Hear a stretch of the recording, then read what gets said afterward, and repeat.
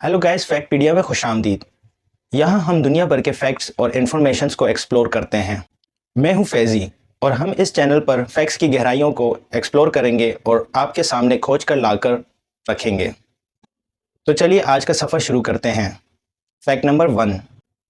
क्या आप जानते हैं कि सनफ्लावर्स अपने नाम की वजह से मशहूर हैं क्योंकि ये अपने आप को धूप की तरफ मुंतसिर करते हैं? आइए जानते हैं। सनफ्लावर्स का नाम उनके बिहेवियर से मिलता है क्योंकि ये प्लांट्स अपने फ्लावर्स को दिन के दौरान धूप की तरफ मुंतसिर करते हैं। इस बिहेवियर को हेलियोथ्रोपिज्म कहते हैं, जिसमें प्लांट्स अपनी लीव्स या फ्लावर्स को सनलाइट्स की तरफ मुंतसिर करते हैं। जब सनफ्लावर्स के फ्लावर्स यंग होते हैं तब वो दिन भर के दौरान धूप की तरफ घूमते रहते हैं और इस तरह से वो हमेशा सूरज की तरफ रहने वाले होते हैं। इस हेलियोट्रोपिक बिहेवियर की वजह से सनफ्लावर्स सुबह को सबसे ज्यादा अट्रैक्टिव और प्रोमिनेंट नजर आते हैं। Fact number 2। क्या आप जानते हैं कि आपके दांतों की लंबाई आपकी उम्र के हिसाब से नहीं बढ़ती?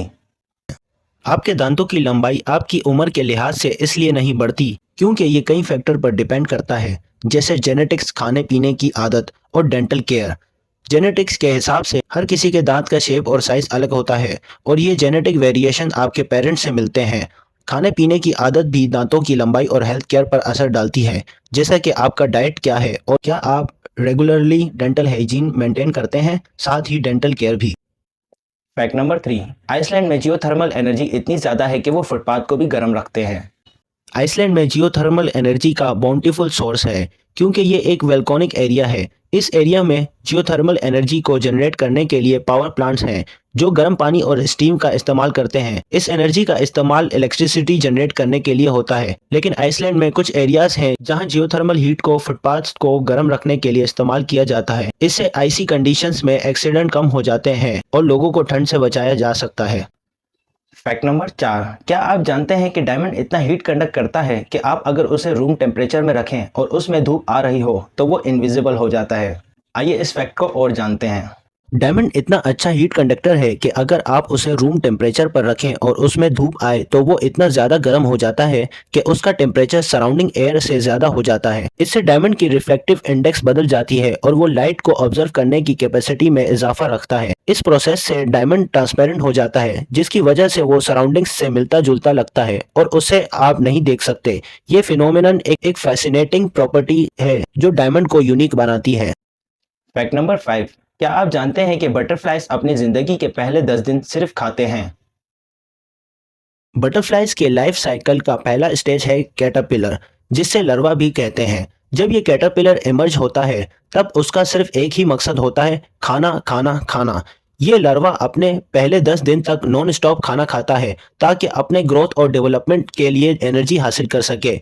इस दौरान कैटरपिलर अपने फूड प्लांट को कंज्यूम करता है और अपनी बॉडी को कंटिन्यू ग्रो करता है। जब इसका लार्वल स्टेज पूरा होता है तब ये अपने पोपल स्टेज में एंटर करता है, जहां पर उसका बॉडी कंप्लीटली ट्रांसफॉर्म होता है और वो बटरफ्लाई बन जाती है। इस तरह से बटरफ्लाइज अपनी जिंदगी के पहले 10 दिन में सिर्फ खाते हैं और बाकी के स्टेज में उनका फोकस रिप्रोडक्शन और सर्वाइवल पर शिफ्ट होता है।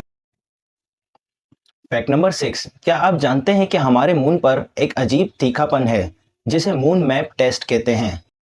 मून पर एक स्पेसिफिक एरिया है जिसे मून मैप टेस्ट कहते हैं, जिसका नाम मेयर फिकंडेटेटिस है। जब अपोलो 16 के एस्ट्रोनॉट वहां पहुंचे, उन्होंने इस जगह का सॉइल सैंपल लिया और उसमें कुछ कंपाउंड्स पाए जो अर्थली नमकीन या सॉल्ट जैसे टेस्ट के थे।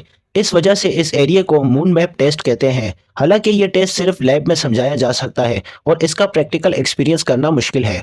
तो कैसे लगे आपको हमारे आज के फैक्ट्स? अगर आपको वीडियोस पसंद आई तो हमारे चैनल को सब्सक्राइब करें, लाइक करें और शेयर करें और हमारे साथ जुड़े रहिए हमारी अगली वीडियो के लिए।